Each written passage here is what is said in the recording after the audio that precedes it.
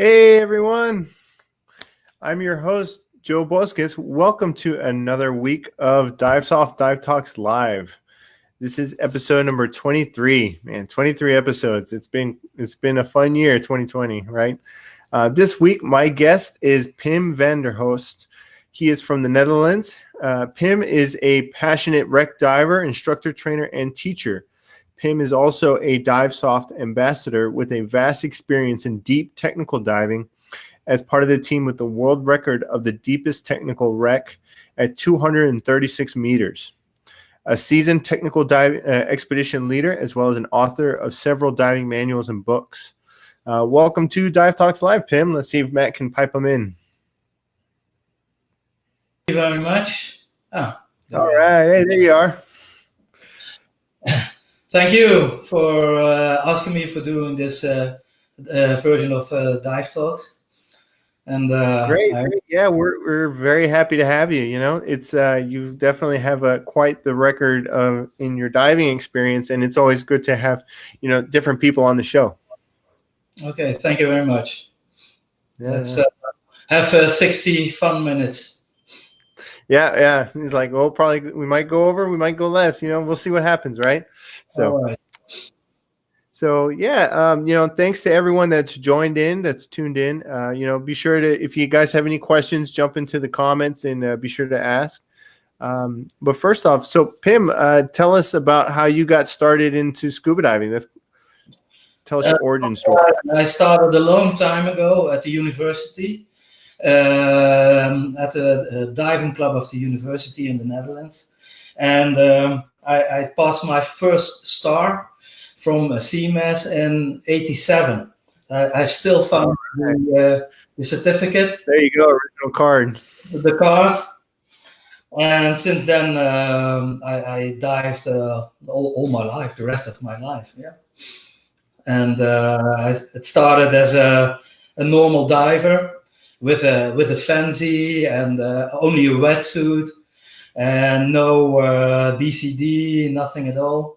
Until now with advanced CCRs.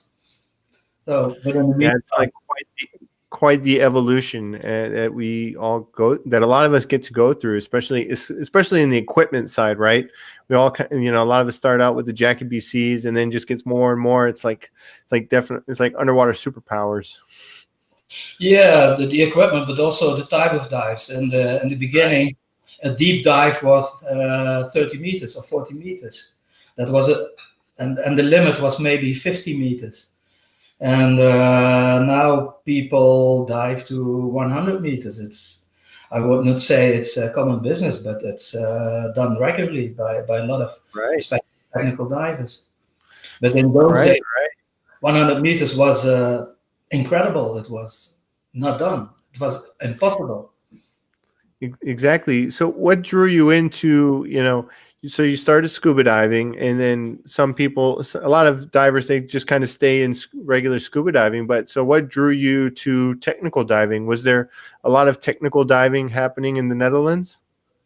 No, not at all. Not at all. And in those days, it wasn't called technical diving. Technical diving didn't exist. So you wanted to go deeper, explore wrecks, which were deeper, and you were looking for ways to accomplish that. So you started to dive with doubles. The wings became popular, but also the mixing of the gases. It wasn't possible to go to a dive shop and buy trimix. That wasn't done. It wasn't available. Voodoo gas, yeah. It was a voodoo gas, and even nitrox. It was a no-go. People said, no, you shouldn't use it because it's too dangerous. You will have explosions, enormous things. So I started to do it myself, to mix my nitrox, to mix my trimix, and people and students, they were very, very interested. And also all my students came to my place to get the trimix because it wasn't available in the Netherlands. Right. Now, a lot of diving clubs, diving schools, diving shops, it's easy to go there. You bring your tanks and you say, tomorrow I pick them up. I want to have that and that mix in the gas in the tank, and it's available. But A before, piece of cake. yeah, a piece of cake. That changed a lot. That changed a lot. It's so funny, like because still a lot of times you have kind of areas that do a lot of recreational diving. They just dive with a single tank. It's air or just 32% nitrox all the time. And then when you go to places or you go to a shop that they do technical diving and they can support it, it's just like it's such a huge difference. And now it's just more and more and more. And so it's night and day from what it used to be just, I think, 10, 15 years ago. Yeah. Mm-hmm. And you even have a recreational trimix. So you make a recreational dive on trimix. Right. And you're like, no, we need the helium for more stuff. That's preparing the recreational diving to make the next step to technical diving. And so like you were saying, like just you wanted to go explore more and do more, and then did that lead you into rebreathers? Yeah. Because of the ways to explore the depth. So logic clearly it's easier to do it on a rebreather than on an open circuit, but also the technology. I was intrigued by the machine, the rebreather. So in the beginning it was semi-closed, the Dolphin or the Atlantis, but from there I moved on to the Inspiration, and I think I was the third or the fourth inspiration diver in the Netherlands. Unfortunately, one of the first inspiration divers in the Netherlands or worldwide, he died on the unit.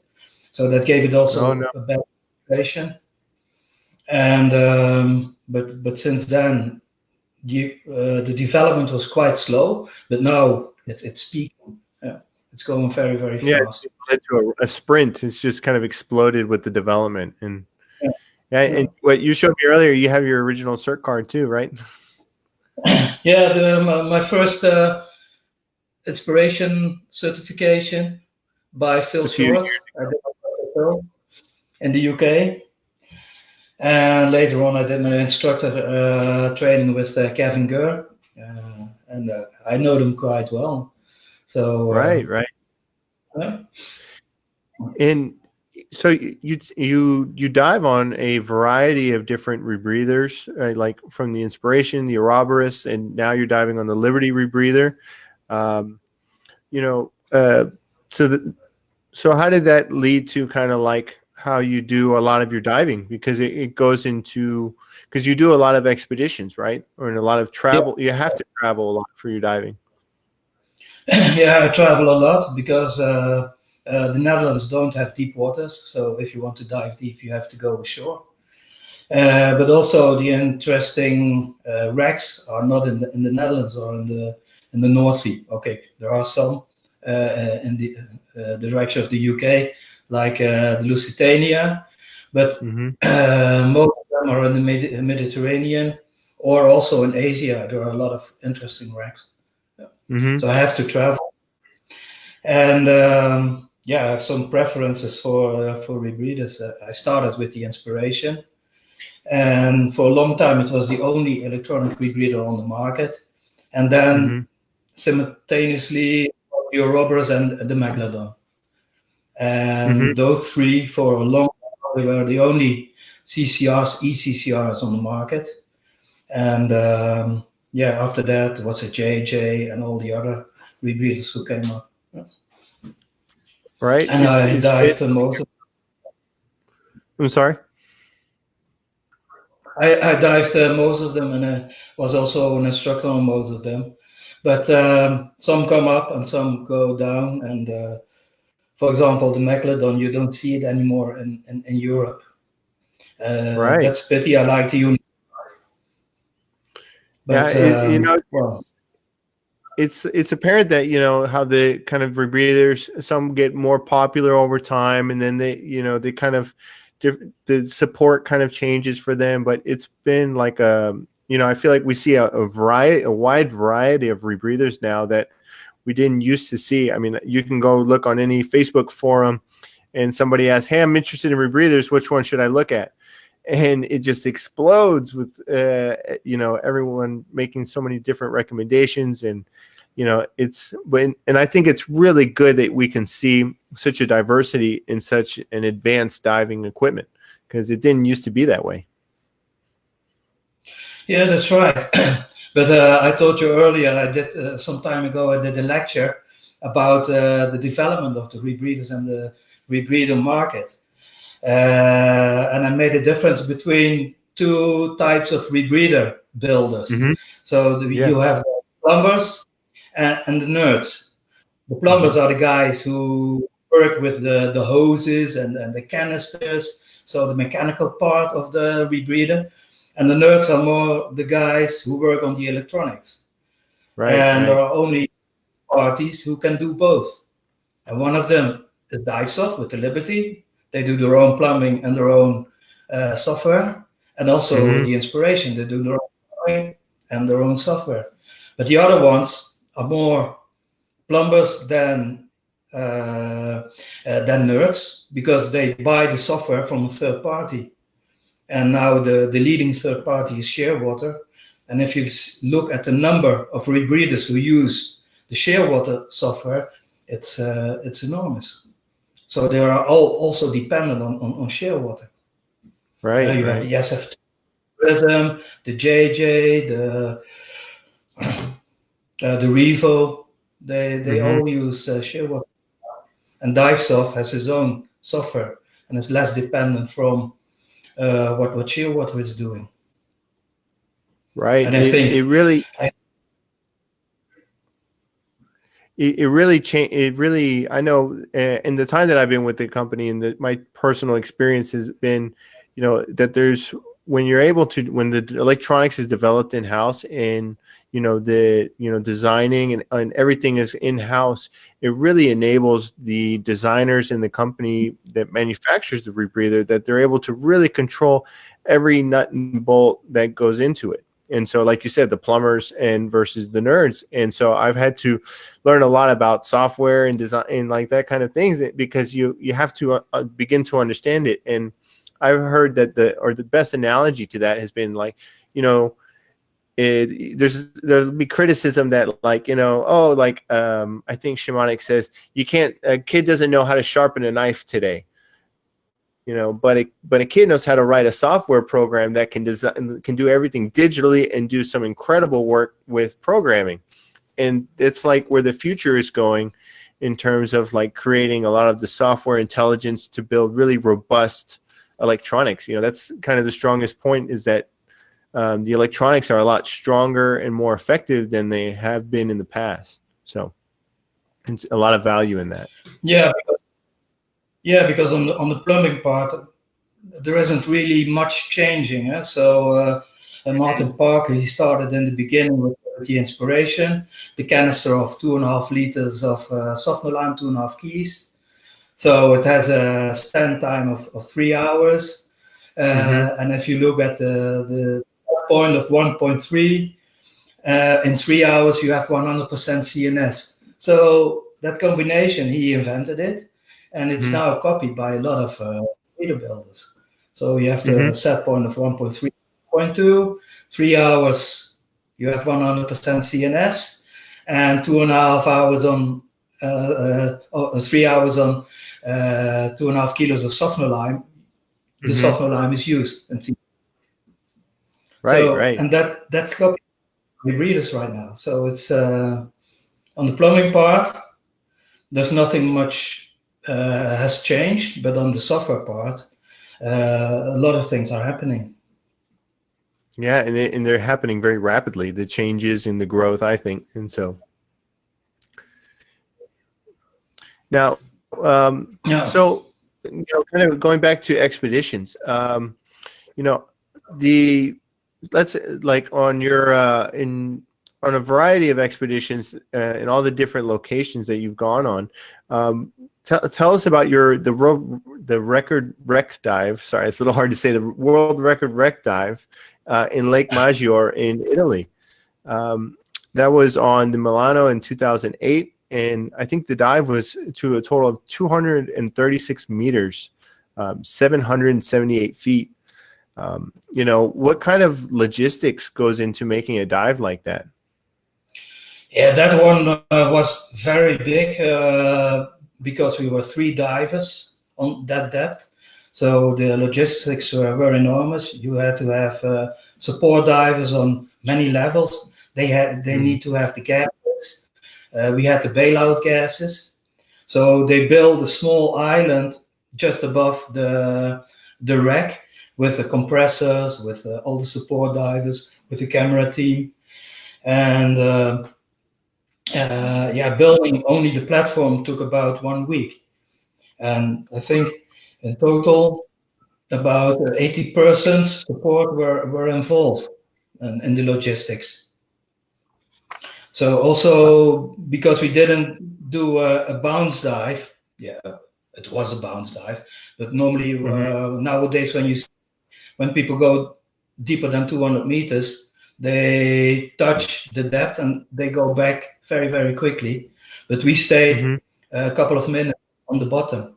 So that increases enormously the decompression time.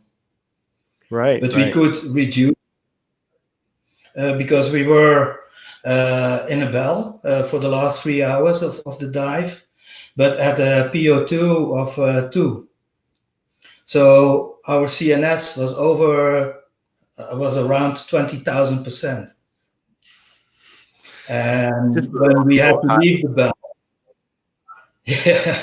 so when we had to leave the bell couldn't be lifted on the surface. So we had to swim. We had to put on a full face mask because with 20,000%, the risk of having convulsions was very, very big. So we put on a full face mask and we swim back to the surface. And how long was the total runtime of the dive? The total runtime was 9 hours. 9 hours. Of which we spent 3-4 hours in the bell. And what would a dive like that look? What would it look like on open circuit to do a dive like that? Would it reach almost impossible to do with the logistics of gas switches, the amount of gas you consume? Yeah, especially with 3 divers. Nuno Gomez, he did 300 meters on open circuit. But he was the only dive, but then also the logistics were enormous, and he uses all the gases. So we didn't use the gas, so it was only bailout.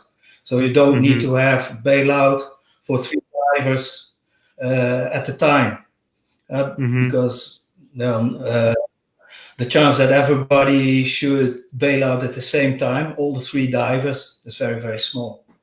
So you need only bail for 1 diver. And support divers can bring also the bailout if needed. So, but, I think to compare between doing a dive to 236 meters on open circuit versus closed circuit, it's kind of a no-brainer that closed circuit is just so much more effective, especially because of like the bailout. If the dive goes well, the bailout gas isn't used versus an open circuit. On an open circuit, it's going to be used, right, and so I've been finding that, like, kind of on these really extreme dives, there's other types of, like, the rebreathers, they're functioning a lot pretty well, but there's more, the different kind of problems are more like thermal. We only have one dry suit. There's other failure points in the system that are becoming a bigger problem with these kind of long duration cold water dives. And so you had a firsthand experience on that on this dive, didn't you? Yeah, that's right. And the biggest failure point on very deep dives is not the equipment, but the diver. And you never can tell on beforehand. Yeah, you can go to a doctor to have a physical examination, but when you're on 200 meters, then the whole situation changes. So you're thinking differently. the fluids in your body are moving around. And well, there is not much information about how bodies in general react under those circumstances, with a different gas in the body, with a different temperature, and that's very difficult. So it's always nowadays still a gamble how you will react. And the most unknown factor on very deep dives is the human body, is the diver himself, and not the equipment. You can test the equipment in a pressure chamber and everything, but the diver, not, you cannot do it. Right. And to kind of recreate those types of scenarios is, for training purposes, is pretty, logistically hard, especially like, at least in the realms that we do it. The military and the commercial, they do a little bit more because they have the resources. We have to be able to make this kind of diving with the resources we have available. And so the logistic is usually done. It's like doing it ourselves is much more difficult rather than having a big support crew. At least you had a support team of 80 people. That's huge. Yeah. Yeah, huge. Yeah. And we have maybe 20 people in the water on different levels. So wow. It was very big. Yeah. But for 3 divers, it's a lot. So to have support for 3 divers at the same time at that depth, it's very complicated and never done before. And I think it has never done before after as well. It's always a solo dive. And, was there a reason why you did it with a team of 3 rather than just 1? Because you're right, it's typically like a solo dive, but you had 3 on this dive. Yeah. And furthermore, it was also not the first rebreather dive deeper than 200 meters, but one of the first. I think Dave Shaw was the first one going deeper than 200 meters. But it was also an unknown factor, and one of the purposes of that dive was also to prove that rebreathers could be dived very, very deep. And before there was a lot of discussion about it, whether rebreathers were a good diving tool. And I think we proved that it was possible. We dove all 3 together and we got out alive. So that's right. Yeah, it's a big dive, and to prove that the technology does work and it works in the field and it works in the conditions, it's not just a lab, and so it's the real world conditions. And so was there a benefit to being in a team of 3, or was it, like a little cumbersome? No, I liked it because you don't feel alone. So I did also some solo dives, and then you're really on your own. You have to prepare yourself in your mind before you go to those depths. But if you have a team around, you can discuss, and even helping another diver on 200 meters is also maybe killing yourself. So you dive more or less solo, but it gives a certain amount of comfort as well. Right. I imagine it does. And, they can help you if there's problems and whatnot. And so even the little thing. I'm sorry? Because 1 minute more, the help you can give is very, very limited. Because 1 minute on the bottom is 1 hour to 1.5 hours more of decompression. So you're very limited to what you can do. And for example, Don Shirley, he was helping Dave Shaw in Boesmanschat, and he went deeper than planned, and his decompression was a hell to him. Yeah, he ended up getting bent on that. Yeah. So the help you can give on those depths is very, very limited. Yeah. Right. But I'm sorry. Go ahead. It gives you a kind of comfort seeing other divers around you. So that's good. Yeah, it's a there's a lot of value in the kind of the teamwork of it, and it seems like in the team of three, it's able to kind of there's a lot of psychological benefit that goes into doing the type of deep diving beyond 200 meters, and so in doing that kind of work with a team, I think is more beneficial. Now, it may be different in, say, a cave or where there's travel involved rather than a straight descent. But you always have to cater to the dive with all the specific hazards to the dive site in particularly. Yeah, yeah. And well, maybe also a nice story to tell. The preparation of the dive took 6, 7 or 8 days, and because of the bad weather, we had to postpone it. But every day there was a television team of the Italian television making interviews, and but I booked only my hotel to the day of the dive. Oh, And before a vacation, so it was postponed. So I had to move from the hotel. They kicked me out because it was booked because of the vacation. So I had to find another place to stay, and I found a monastery with some nuns. They rented a room, and there was a big statue of an angel. So I told myself, well, this dive can't go wrong because I'm now protected by place to nuns. be. And, yeah, it was really That's funny. fun. Yeah, that's a good place to be. You're like, all right, I feel cozy here. I'm happy here. All right, I feel good about the dive. Yeah. So we made it, all three of us. One some better than the others because I had my suit flooded, and it was for Right. 3-4 hours, 4 degrees of water, and it was very challenging. So I mean, if you don't mind, walk us through like what what that's like when if you have a suit flood in 3 to 4 degrees Celsius temperature water and you have 4 hours of decompression, or I don't think a lot of people have gone through that experience, so it's definitely unique.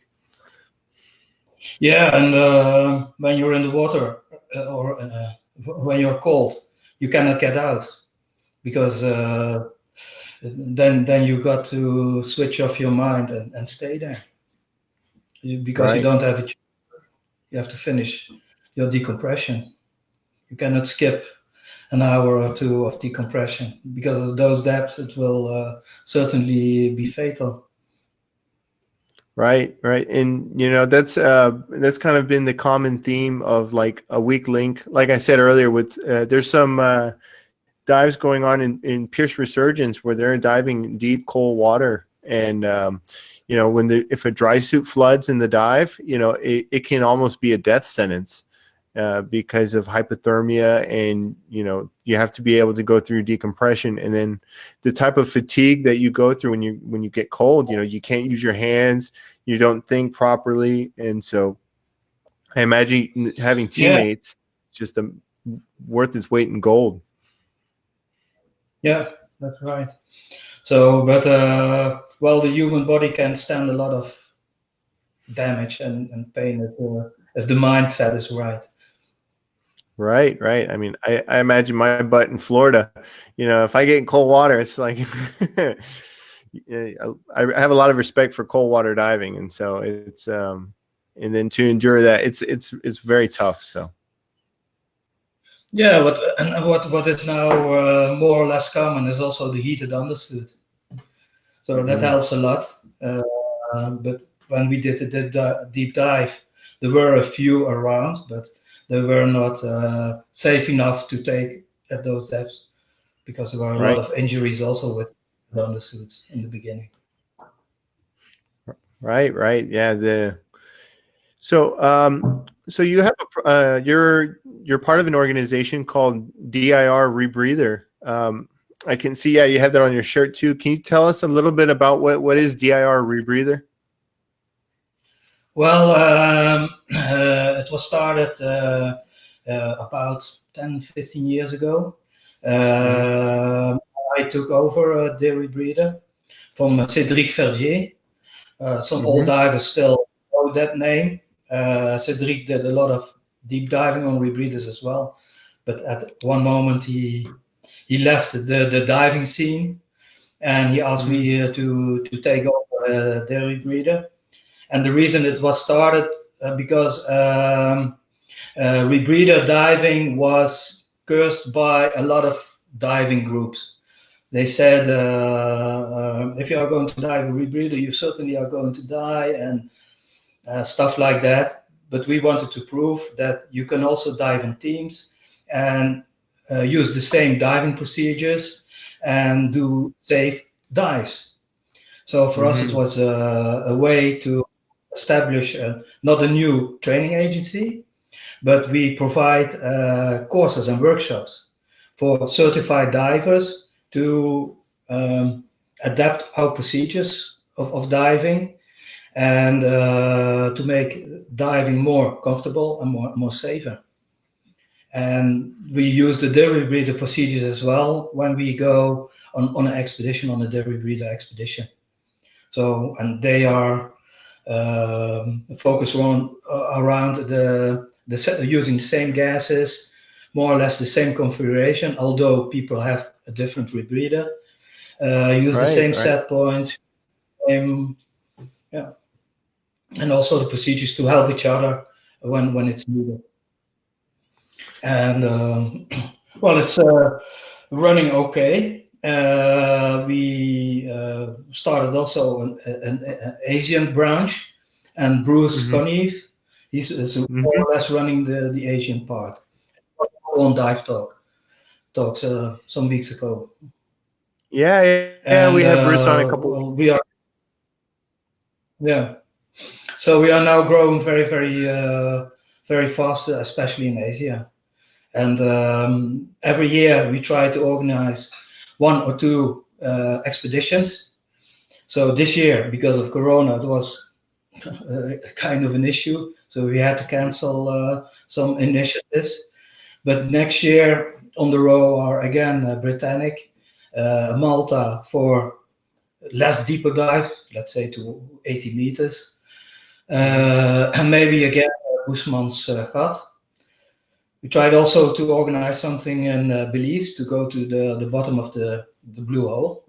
But that one, South Africa, is a little bit difficult now with also with Corona. So I don't know if he can make it for next year. But Britannic, again, we try to organize it in next year and the year after. And well, that's the thing of the rebreather.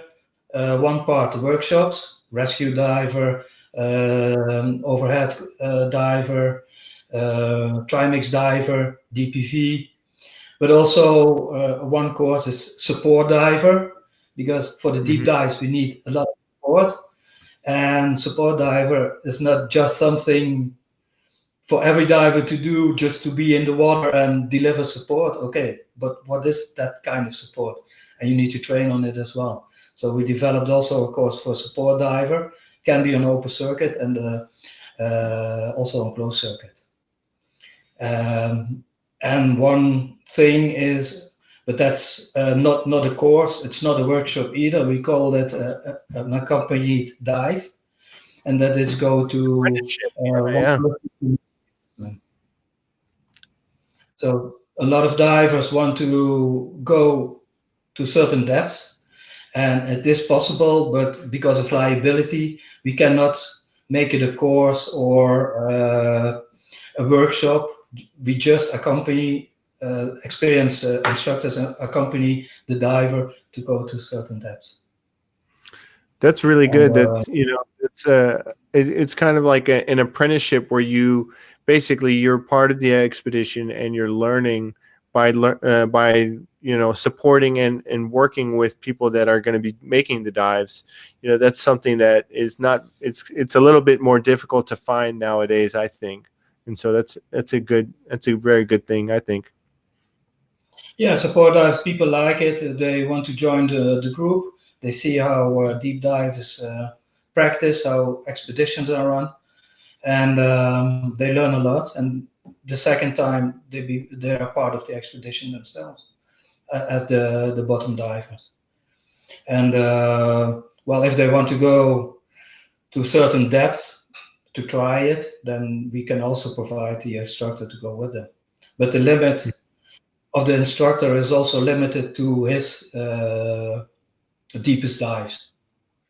So when an instructor, his deepest dive is, let's say, 180 meter, he can take a student to 130 or 140. So we are very, very strict on that, and it's not sensation, but we want to help divers to push their own limits, and in a more or less comfortable way for with the help of experienced divers. Right. That was something I was going to ask. You have sometimes you have the type of student, or you have divers that they just want to, I want to do 100 meters. I want to go deeper. I want to go deeper. I want to go deeper. It's and that's also when you have people that they want to explore very remote depths, remote sites. How do we conduct safe exploration, or how do we reduce the risk of exploration and reduce the risk of deep diving, but also at the same time we're pushing the limits, we're kind of pushing the envelope. How do you foresee that we can do that?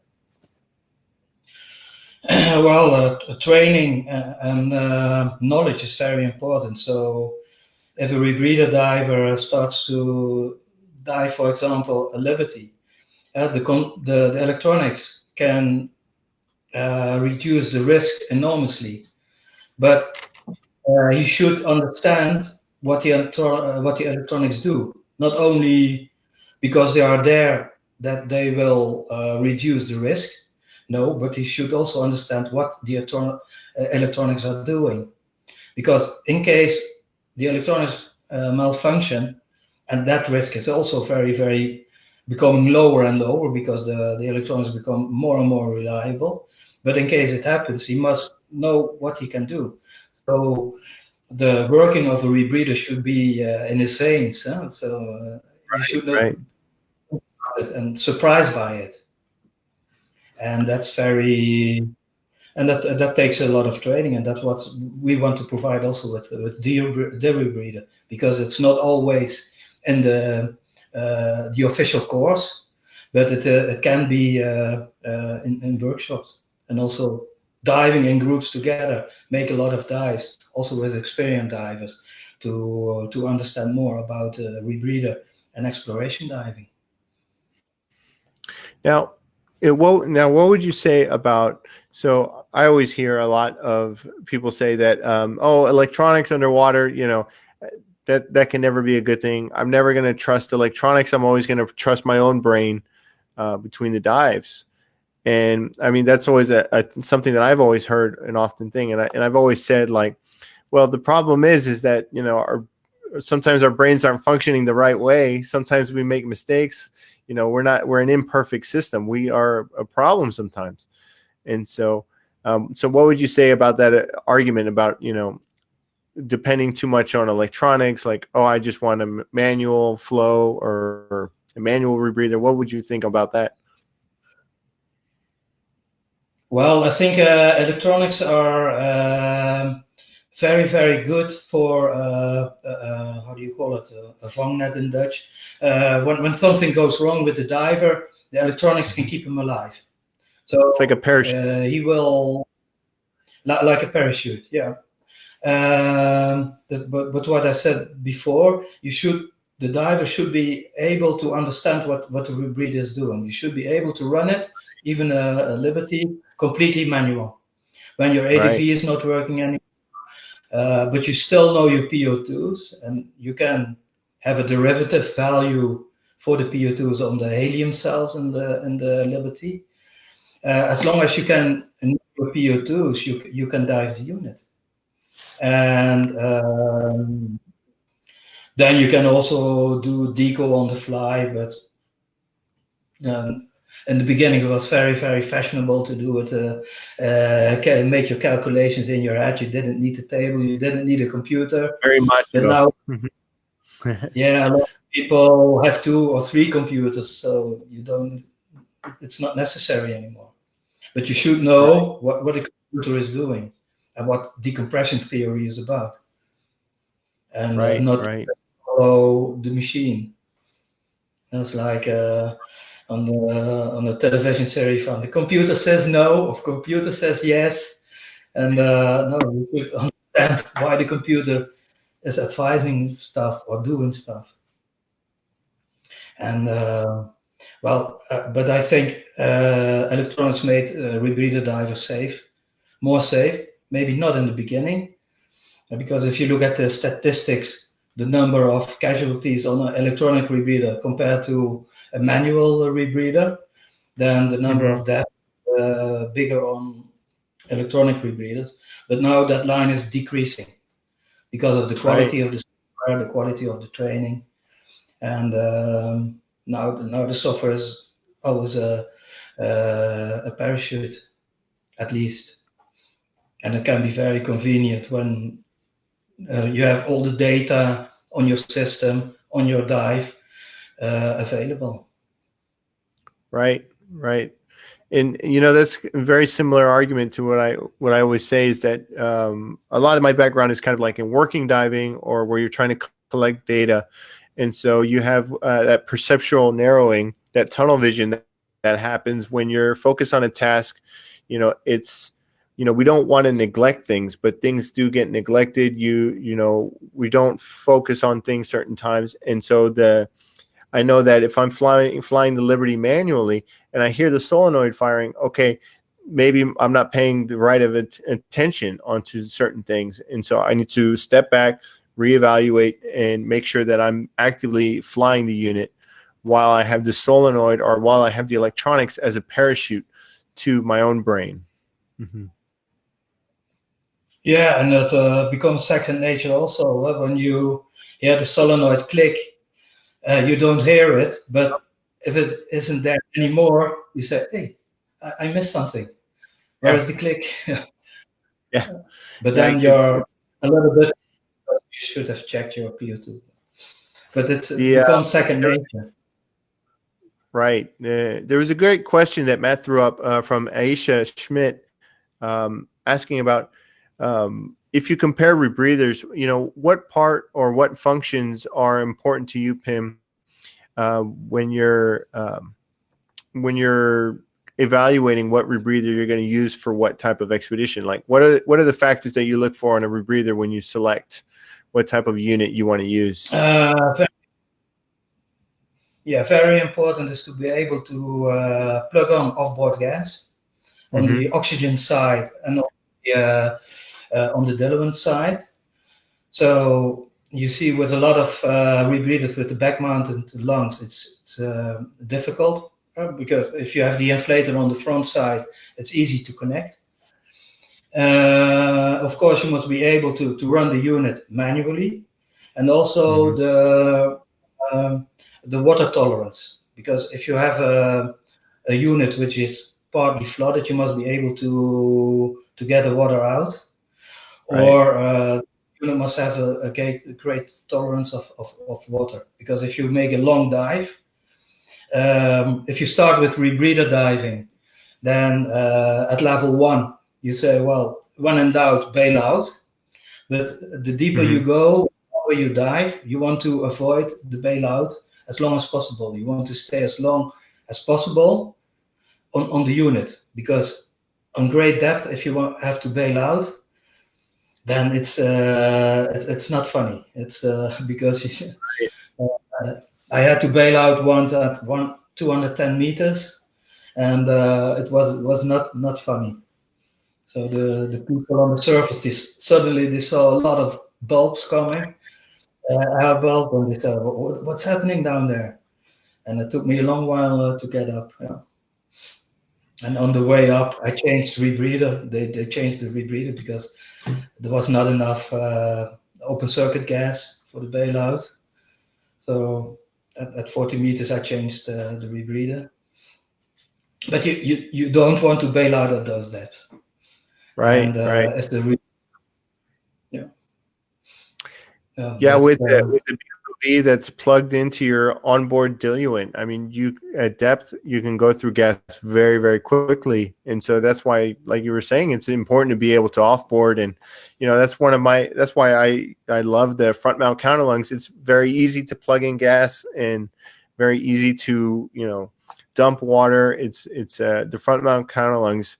It's a little bit bulky than compared to back mount counterlungs, but it's pretty tried and true. It's very it's pretty robust system or configuration.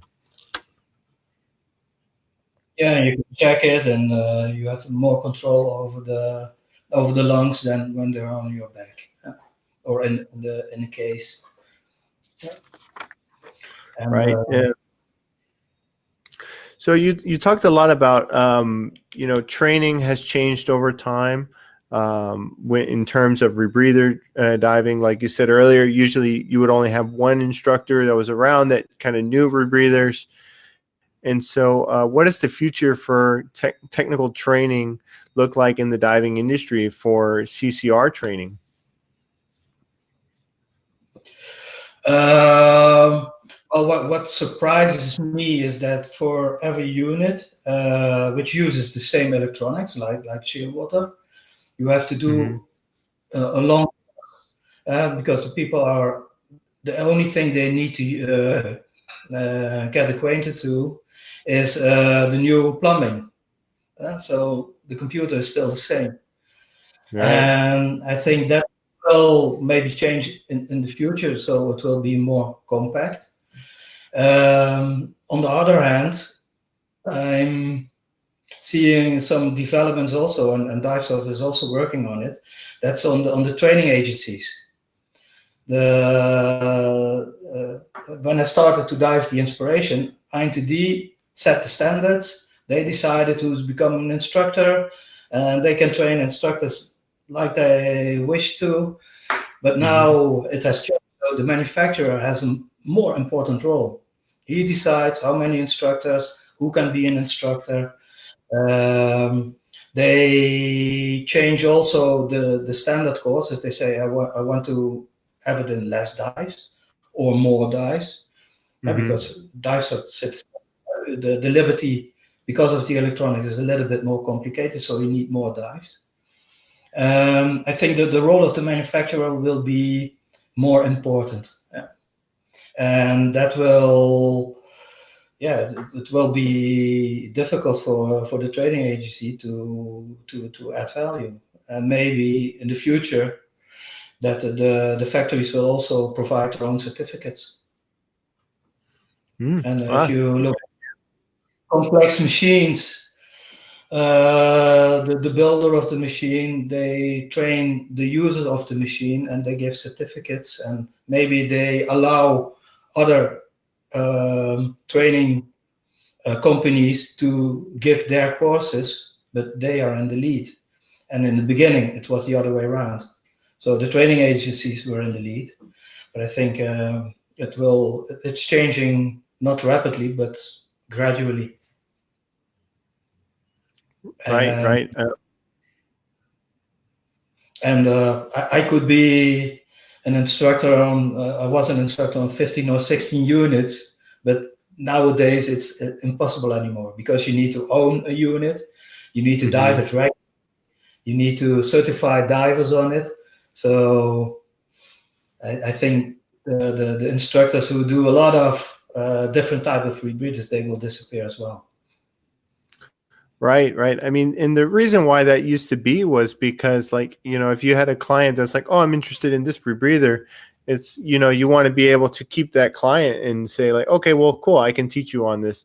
I know the unit and I'm certified to teach on it. But I think now there's going to be a higher quality instructor for rebreather diving, because they teach on less platforms and they become more intimate with the rebreathers that they're teaching on, because they, like you said, they have to own one, they have to maintain the time on it, there's more requirements on that. And the diving industry is funny, because sometimes it's hard to teach new tricks, but I think it's a good direction to create at least the highest quality instructors that we can, and the more demands on it, I think, are better.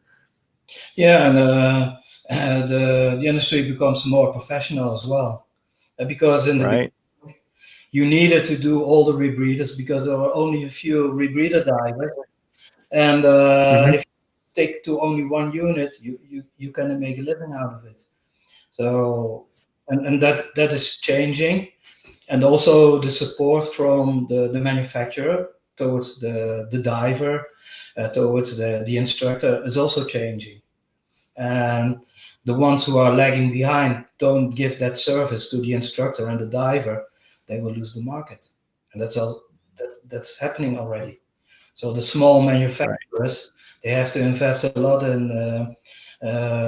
in service and in quality. And well, Divesoft is investing a lot in that one. And a lot of rebreather builders will not keep up to that standard. Right, right. Yeah, I think I think already we've seen a lot less home build rebreathers than we used to. And I know in the last 10 years, there's just been a big jump in like we said earlier, in like the diversity of different types of rebreathers. You have, XCCR, JJ, Divesoft, and on top of the other already more and more platforms. And the there's more rebreathers, but we'll see in the long term how everything kind of goes with the sense of, like, because it's the support that is very important. You don't It's a big investment to buy a rebreather, and then it's a $10,000 plus investment. And so if you buy into it and then the company just like, oh, we're going to cut our losses and we're not going to be supporting it anymore, in 2 years, it's crazy. Or if you have to wait for 6 months for parts or something like that, or Right. Yeah. repairs, and it doesn't come back. Yeah, that's difficult. Yeah. And that makes the market more professional. More and more people are diving rebreathers. But yeah, the buying price is still high, so it will not explode that market. Mm-hmm. But it becomes more and more professional on the manufacturer side, but also on the training side. Now, do you think like social media, online live streams, webinars, do you think that they're here to stay now, or is this is just kind of a phase with the terms of the diving industry and training and the way that manufacturers reach out to clients and divers and instructors? I think it's going to stay. Maybe it's not appealing to the old-fashioned diver, but to the new divers, they are coming. They are used to making use of social media platforms like Facebook. They are now learning from home because they have to stay at home. Right. So certainly will develop, and the old divers will disappear one day or another. And the young divers, they are used to communicating in a certain way. And also because of the internet,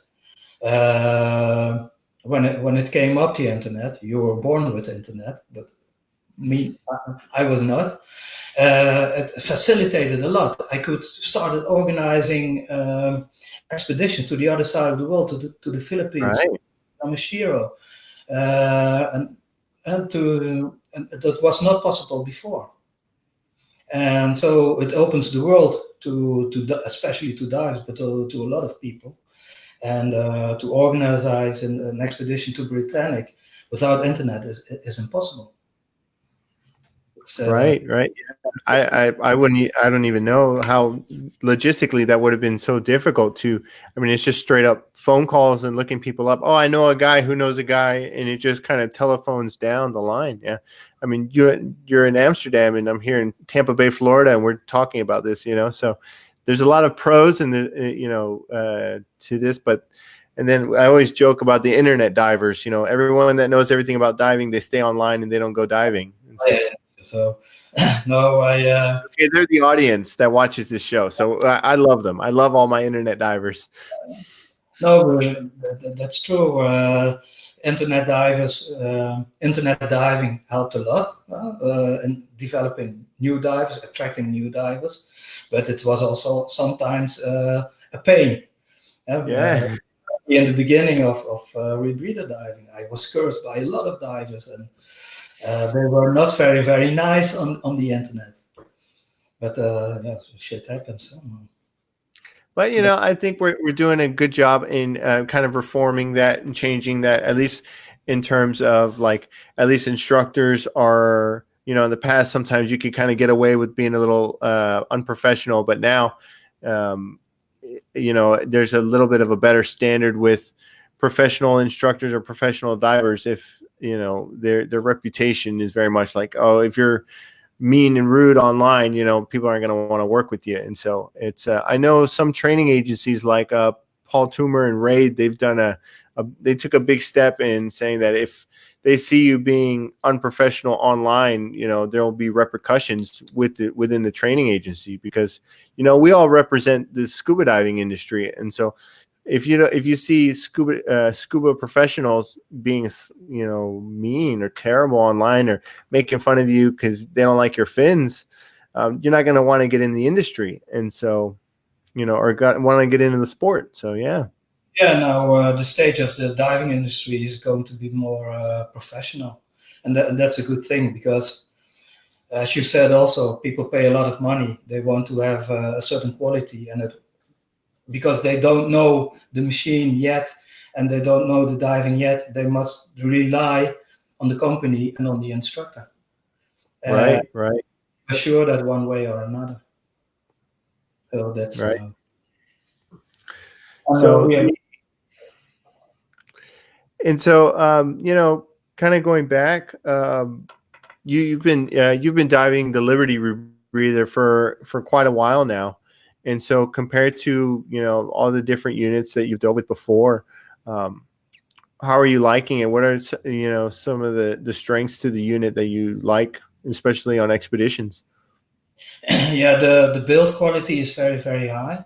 The redundancy of the unit is very good. For the travel, you solved it now with the light unit, the Liberty Light. It was quite heavy, so the frame is heavy, and but all my dives on Britannic I did with it.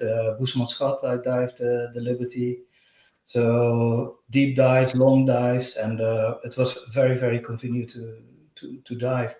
And for my deeper dives, it's the unit number one right now, and it's still developing. And the side mount, back mounted lungs, I prefer the front mounted lungs. And now with the light version, I'm going to test it very soon. For travel. It'll force you into it now.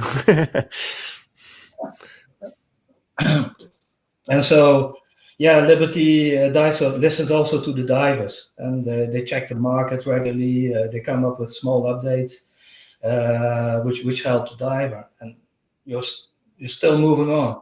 You're still developing the machine. You're not saying, well, the unit is finished. No, it's never finished. And people can choose their own options. And they are standardized, and it's different from people making their own frames and stuff. And it can be nice, but it's not the way to go, I think.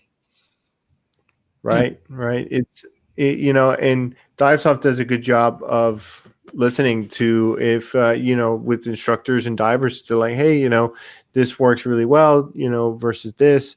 And so it's like, okay, Divesoft really does a good job of listening and incorporating things that work better. And so the quality and demands on the equipment itself is, I think it's a great value in the unit. And so I know I had mine. Yeah. A lot of parts you manufacture yourself, and with other rebreathers, they buy the parts from SciTech for the inflator.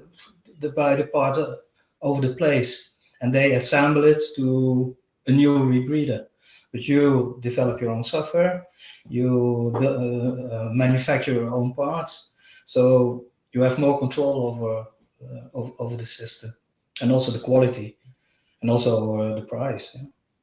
Right. And no unit is perfect on the market. It's no perfect for each dive that you're going to do. There's so many different environments. And so, but it's exciting to see the direction that Divesoft's going, especially with development and the Liberty. And so, there's a lot of exciting stuff down in the pipeline. And so it's some exciting developments. It's just 2020 was kind of a long year that delayed a lot of things, and so but it's okay. Everything's going to bounce back, and it's going to be really good. So yeah, a lot of people are asking me now for new expeditions. So everybody is waiting and wanted to jump on the new stuff. Right. If people are interested, they can go to the website of the Rebreather or on Facebook, and follow also the announcement about the expeditions. Right. So to all our viewers, go to the DIR Rebreather. Is it .com or yeah, .com and check it out on Facebook. Give it a good like and follow some of the expeditions and follow the photos and videos of some of these expeditions. It's very cool stuff. So really great stuff. Okay, thank you. Great. Yeah, thank you so much for joining us today. It was a really good chat. I feel like we definitely have a lot more we can talk about. We're definitely going to have to probably have you on for another episode sometime soon. Okay, my pleasure. Talk to you soon. Bye-bye, everyone. Thanks for joining. Yes, thank you to everyone that tuned in for this episode of Dive Talks Live. So thanks, everyone. Thank you, Pim. Bye-bye.